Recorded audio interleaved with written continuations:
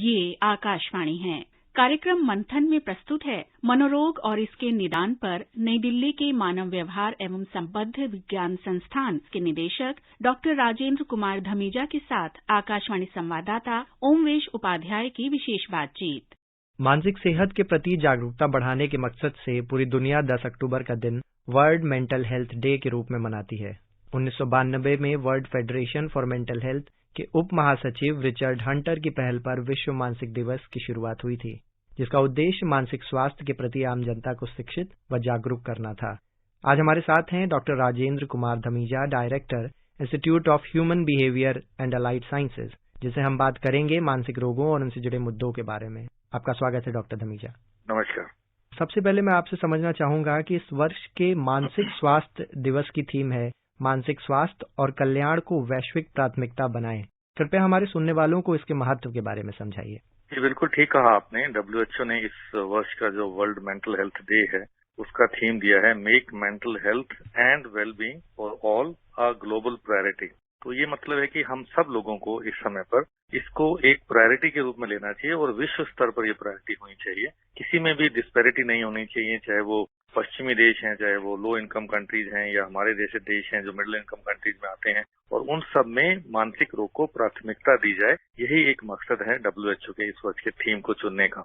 मानसिक बीमारी जो है ये भी उतनी ही इम्पोर्टेंट है जितनी की फिजिकल हेल्थ है हमारी। इसी मकसद से ही हम आगे इस वर्ष वर्ल्ड मेंटल हेल्थ डे में लेके जा रहे हैं, और ये एक लोगों में जागरूकता पैदा करने के लिए एक बहुत बड़ी अपॉर्चुनिटी है जो आज के दिन पूरे विश्व में मनाई जा रही है।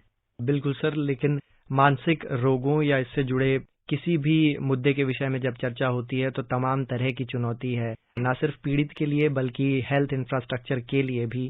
भारत में प्रति 1 लाख की जनसंख्या पर महज 0.75 यानी 0.75 साइकियाट्रिस्ट ही हैं। मानसिक रोगों से जुड़े विशेषज्ञों की ऐसी कमी एक बड़ी समस्या बन रही है। डॉक्टर धमीजा, आपके हिसाब से इस चुनौती से आखिर कैसे निपटा जा सकता है? बिल्कुल ठीक कहा आपने। हमारे देश में डेफिनेटली साइकियाट्रिस्ट जो मनोरोग विशेषज्ञ हैं उनकी संख्या तकरीबन 9,000 के आसपास है, जो कि बहुत ही कम है इतने विशाल देश के लिए, और हमारी आबादी जो है तकरीबन 140 करोड़ के आसपास है। तो उसके हिसाब से रेशियो बहुत कम है और ये विश्व मानक के स्तर से भी बहुत कम है। न केवल साइकियाट्रिस्ट या मनोरोग चिकित्सक की कमी है, बल्कि इससे जुड़े और जो अलाइड हेल्थ प्रोफेशनल्स हैं, जैसे क्लिनिकल साइकोलॉजिस्ट हैं, साइकियाट्रिक सोशल वर्कर्स हैं, इन सब की भी कमी है।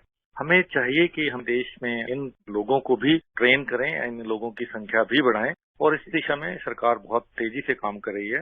नेशनल मेडिकल कमीशन जो बनाया गया है उस हिसाब से MD साइकियाट्री की सीटें बहुत ज्यादा हो गई हैं, डबल कर दी गई हैं पिछले कुछ वर्षों में, ताकि देश में मनोरोग चिकित्सक जो हैं ज्यादा से ज्यादा हों और उनको मौका मिले पढ़ाई करने का। तो MD साइकियाट्री की सीटें बढ़ने से साइकियाट्रिस्ट जो क्वालिफाइड हैं वो ज्यादा नंबर में अब आएंगे आने वाले वर्षों में, और इनकी संख्या बढ़ेगी। लेकिन इनके साथ साथ हमें अपने स्वास्थ्य ढांचे को भी जो है सुदृढ़ करना चाहिए, हेल्थ सिस्टम को सुदृढ़ करना चाहिए, और खासकर कोविड-19 की महामारी के बाद जैसे आपको पता है कि मानसिक रोगों की संख्या बढ़ रही है। पोस्ट कोविड या लॉन्ग कोविड के बाद ऐसे मरीजों की संख्या ज्यादा आ रही है, और ये भी एक चिंता का विषय है, और उसके लिए भी सरकार बहुत ज्यादा सतर्क है और प्रयास कर रही है।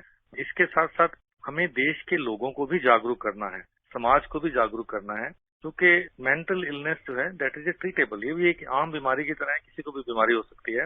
तो इसलिए अगर लगता है किसी को कि किसी को प्रोफेशनल हेल्प की जरूरत है तो उसको आगे आके हॉस्पिटल में आना चाहिए और मानसिक रोग विशेषज्ञ से या क्लिनिकल साइकोलॉजिस्ट से सलाह लेनी चाहिए और उसके बाद अपना इलाज करवाना चाहिए। It's just like any other illness. For example depression जो है it is a flaw in the brain chemistry, neuro chemistry में ही गड़बड़ है, जैसे कि दूसरी बीमारी में हो सकती है, और आपके करेक्टर में कोई प्रॉब्लम नहीं है, आपकी कोई शरीर में कोई ऐसा बहुत बड़ा जानलेवा बीमारी नहीं है। तो आप जो है इस मामले में जितनी जल्दी हो सकती है आप अपने विशेषज्ञ की राय से ट्रीटमेंट लेना चाहिए। और हमने देखा है कि लोग लापरवाह रहते हैं, लोग छुपाते हैं, लोग जो है डॉक्टर के पास या मानसिक रोग विशेषज्ञ के पास जाना नहीं चाहते हैं, उससे बीमारी लंबी हो सकती है और अंत में डिप्रेशन भी बहुत बार कारण हो सकती है सीरियस बीमारी का भी, और आगे चलकर खतरनाक भी हो सकती है। बिल्कुल डॉक्टर धमीजा, आपने मानसिक रोगों से जुड़े पीड़ित के उपचार के विषय में बात की। मैं आपसे समझना चाहूंगा कि जब हम ये महसूस कर रहे हैं कि हमारा कोई सगा संबंधी या हमारे किसी परिचित को कोई मानसिक बीमारी है या वो किसी ऐसी ही समस्या से जूझ रहा है, तो किन लक्षणों पे ध्यान देके हम उनकी पहचान कर सकते हैं ताकि हम विशेषज्ञ के पास जा सकें? देखिए, मानसिक रोग बहुत तरह के हो सकते हैं, चाहे वो मेजर साइकोटिक प्रॉब्लम्स हों, जिसे आजकल नए नाम दिए गए हैं, या फिर डिप्रेशन है जिसमें अल्टीमेट सुसाइडल टेंडेंसी भी हो सकती है। और ये मैं आपके माध्यम से श्रोताओं को भी बताना चाहता हूँ कि सुसाइड भी एक मेडिकल इमरजेंसी है। आत्महत्या का जो विचार आना भी एक मेडिकल इमरजेंसी है, और अगर ऐसा आपके परिवारजन को, किसी को भी, आप मित्र को या आपके समाज के किसी व्यक्ति को लगता है कि ये ऐसे विचार आ रहे हैं या प्लानिंग हो रही है, तो उसको शीघ्र ही हॉस्पिटल लेके आना चाहिए, क्योंकि वो क्राइसिस का टाइम रहता है, और क्राइसिस अगर हम टाइट कर सकते हैं तो फिर वो विचार बदल भी सकते हैं और जो है वो क्राइसिस निपट सकता है। तो ये एक अलग तरह के मानसिक रोग बीमारी है। इसके अलावा बाइपोलर डिसऑर्डर्स और पर्सनैलिटी डिसऑर्डर्स, बिहेवियर प्रॉब्लम, ये सब भी एक मानसिक रोग के लक्षण हैं और प्रकार हैं। लेकिन ज्यादातर लोगों में बिहेवियर में चेंज आना, ज्यादा गुस्सा होना, एक ही बात को बार बार रिपीट करना, बहुत ज्यादा तेजी से बोलना, या फिर बिल्कुल चुप रहना, या रोने का मन करना, या भूख नहीं लगना, या नींद नहीं आना, या किसी भी कार्य करने की रुचि नहीं रहना, या हिम्मत नहीं रहना, ये सब जो लक्षण हैं डिप्रेशन के लक्षण हो सकते हैं। और ऐसे ही स्किजोफ्रेनिया है या मेजर साइकोटिक डिसऑर्डर्स हैं, वो भी एक तरह के हॉस्पिटल में आने के लक्षण हैं कि आप ऐसे मरीजों को पहचानें और उनको हॉस्पिटल में लेकर आएं।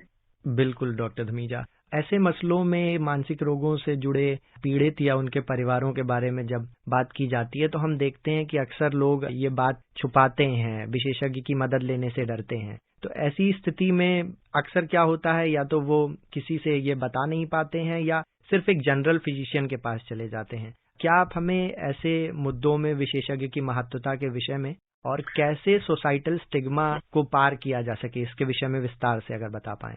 ये एक सामाजिक समस्या है, और ये हमारे देश में नहीं और विश्व के बहुत सारे देशों में ऐसा देखा गया है कि लोग मानसिक रोग को एक स्टिग्मा मानते हैं। इनफैक्ट अगर मैं आपको अपने ही हॉस्पिटल की बात बताऊं तो लोग आने से भी कई बार डरते हैं। मैं तो एक न्यूरोलॉजिस्ट हूं, लेकिन हमारे यहाँ पे बहुत बड़ा साइकेट्री डिपार्टमेंट है, विश्व का बहुत बड़े बड़े डिपार्टमेंट में से एक है, और तकरीबन 1200 से 1300 लोग साइकेट्रिक रोगों के रोगी आते हैं प्रतिदिन। तो ये बहुत बड़ा नंबर है, लेकिन ये देखने को मिलता है कि लोग जो है आने में फिर भी हिचकिचाहट करते हैं। हमारे हॉस्पिटल का पहले जो नाम था वो hospital for mental disease Shahdara था।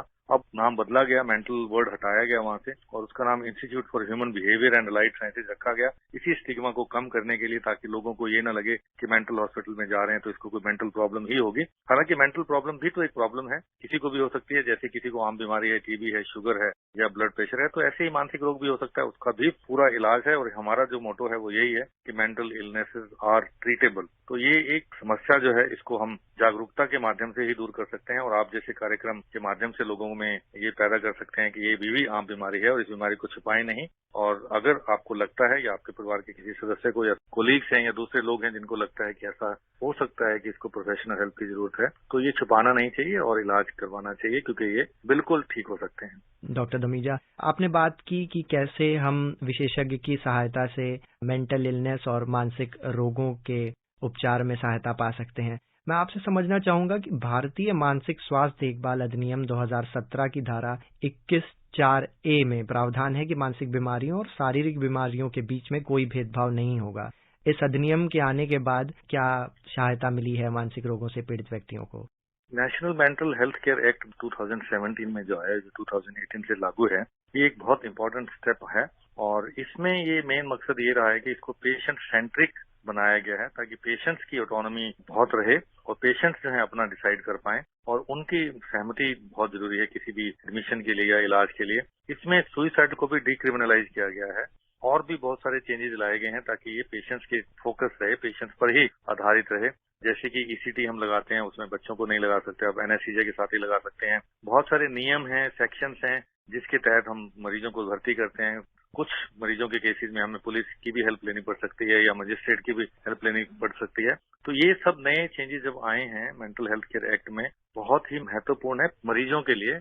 उनको स्वायत्तता का अधिकार दिया गया है और उन्हीं की भलाई के लिए जो है लाया गया है। तो इसमें हम लोगों को, पुलिस पर्सनल को और मजिस्ट्रेट्स को भी सेंसिटाइज करते हैं। और हमारा जो हॉस्पिटल एक मोबाइल मेंटल हेल्थ यूनिट चलाता है, जो कि लोगों के घर पे जाकर मरीजों के लिए काउंसलिंग या उनकी मेडिकल हेल्प के लिए अगर साइकियाट्रिक हेल्प की जरूरत है तो वो वहीं पे ही प्रदान करते हैं, और अगर हॉस्पिटल में एडमिशन की जरूरत होती है तो हम हॉस्पिटल में भी लेकर आते हैं और जिस सेक्शन के तहत एडमिशन करना होता है वो करते हैं, चाहे अपनी वॉलंटरी एडमिशन से या फिर पुलिस की मदद से या फैमिली की कंसेंट से। तो बहुत सारी चीजें ऐसी आई हैं इस मेंटल हेल्थ केयर एक्ट के हिसाब से, जिसमें ये बिल्कुल क्लियर है कि मेंटल हेल्थ और फिजिकल हेल्थ या मेंटल बीमारियां, मानसिक बीमारियां या फिजिकल बीमारियों में कोई अंतर नहीं है, दोनों ही एक जैसी हैं और दोनों का इलाज है। और आपको पता है कि there is no health without mental health.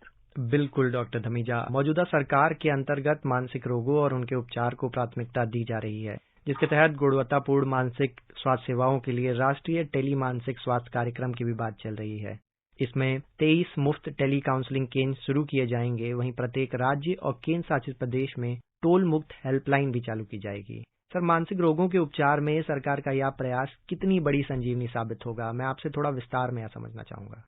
देखिए, एक बहुत बड़ा महत्वपूर्ण कदम उठाया है भारत सरकार ने, और जो इस साल का बजट आया उसमें भी इसका प्रावधान किया गया। वित्त मंत्री महोदय ने ये ऐलान किया कि हम टेलीमानस कार्यक्रम जो है पूरे देश में शुरू करेंगे, और ये एक्चुअल में शुरू हो चुका है निमहैंस बैंगलोर से।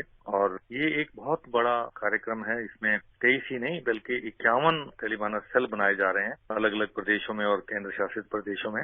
इभास में भी एक सेंटर जो है दिल्ली का बनाया गया है, और बड़े प्रदेशों में जैसे उत्तर प्रदेश है उसमें 4-4 सेंटर्स हैं, छोटे प्रदेशों में 1-1 सेंटर है, कुछ जगह पे 2 सेंटर्स हैं, कुछ 3 सेंटर हैं। तो टोटल 51 टेलीमानस सेल बनाए गए हैं। इसके साथ साथ कुछ हॉस्पिटल्स को मॉनिटरिंग इंस्टीट्यूट बनाया गया, जिसमें institute of human behaviour and allied sciences भी है इभास, और 5 जो है रीजनल सेंटर्स बनाए गए हैं पूरे देश में, जिसमें निमहैंस बैंगलोर जो कि national institute of mental health and allied sciences जो है, और institute of human behaviour and allied science जो कि हमारा हॉस्पिटल है दिल्ली में है, CIP रांची है, PGI चंडीगढ़ है, और एक तेजपुर असम में हॉस्पिटल है। तो ये 5 सेंटर्स जो हैं ये पूरे देश में टेलीमानस कार्यक्रम को चलाएंगे, चाहे वो ट्रेनिंग का हो, चाहे टेक्निकल सपोर्ट हो। निमहैंस एक मेन स्टेक होल्डर है, लेकिन हम लोग उनके साथ मिलकर पूरे देश में ये कार्यक्रम चलाने की प्रयास में हैं। इसके साथ साथ प्रदेश सरकारें भी बहुत नई चीजें ला रही हैं।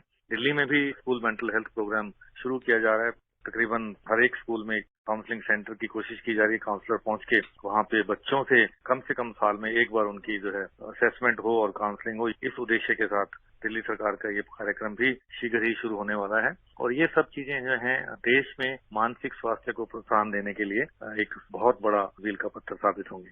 बिल्कुल डॉक्टर धमीजा, मैं चलते चलते आपसे यह समझना चाहूंगा कि जब भी हम मानसिक रोग से पीड़ित किसी व्यक्ति की बात करते हैं तो मेरा ख्याल है कि हमें उन परिवारों की भी बात करनी चाहिए, क्योंकि ये एक साझा जो है पीड़ा होती है। क्या हम आपसे ये बात समझ पाएंगे कि परिवार जन कैसा व्यवहार करें पीड़ित के साथ, या कैसा एक माहौल होना चाहिए पीड़ित के आसपास जिससे उसके उपचार में मदद मिल सके? ये बहुत अच्छा प्रश्न आपने पूछा है, और समाज का भी कर्तव्य है, जितने भी हम लोग हैं, चाहे वो केयर गिवर्स हैं, चाहे वो रिलेटिव्स हैं, चाहे वो कॉलीग्स हैं, सभी को ये समझना चाहिए कि मानसिक बीमारी भी एक आम बीमारी की तरह है। जैसे मैं एक न्यूरोलॉजिस्ट हूँ, न्यूरोलॉजी की बीमारियां देखता हूँ, फिजिकल इलनेस देखता हूँ, वैसे ही मानसिक बीमारियां भी वैसी ही हैं, उन दोनों में कोई फर्क नहीं है। Mental health is as important as physical health. तो ये बात जरूर समझनी चाहिए, और ऐसे लोगों के साथ आपको कोई भी ऐसा व्यवहार नहीं करना चाहिए। ये रोगी की तरह है, उनको समझना चाहिए कि ये जानबूझ करके ऐसा व्यवहार नहीं है, और इनको जो मानसिक बीमारी है उसका इलाज संभव है, और ये एक आम बीमारी की तरह है। अगर किसी को शुगर या ब्लड प्रेशर है तो किसी को मानसिक बीमारी भी हो सकती है, वैसे ही इलाज इसका संभव है, और वैसा ही उनके साथ व्यवहार करना चाहिए। बिल्कुल सर, आज के सेशन की हम इसी बात से समाप्ति कर सकते हैं कि mental health is as important as physical health. हमारे साथ जुड़ने के लिए बहुत बहुत धन्यवाद। बहुत बहुत धन्यवाद। अभी आप सुन रहे थे मनोरोग और इसके निदान पर नई दिल्ली के मानव व्यवहार एवं संबद्ध विज्ञान संस्थान के निदेशक डॉक्टर राजेंद्र कुमार धमीजा के साथ आकाशवाणी संवाददाता ओमवेश उपाध्याय की विशेष बातचीत।